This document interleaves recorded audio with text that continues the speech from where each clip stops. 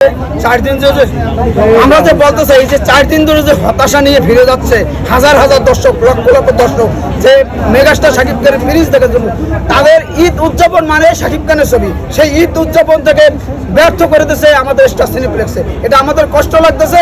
আমরা বরিশাল থেকে আসছি শাকিব খানের ফিরিজ ছবি দেখার জন্য, আমরা অবশ্যই দেখতে পারতাম না, কিন্তু স্টার সিনেপ্লেক্সে আমরা বসুন্ধরা ছবি দেখতে মজা পাই, সরি স্কোয়ার ছবি দেখতে মজা পাই। এই এনজয়টা আমাদের নষ্ট করে দিয়েছে, আমাদের চোখে মুখে আমাদের হতাশা বের হইতেছে যে স্টার সিনেপ্লেক্স এটা কি করবো।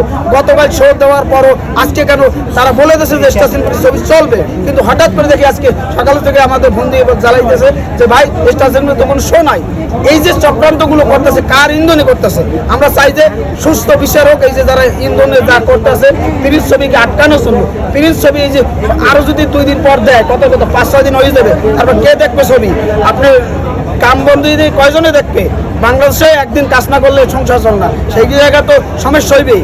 আর আমরা চাইতেছি স্টার সিনেপ্লেক্সে তাদের ভালোভাবে বলতে চাই আপনারা শো দেওয়ার ব্যবস্থা করুন, আমাদের কষ্টটা একটু দেখেন ভাই, আপনারা কষ্টটা একটু দেখুন।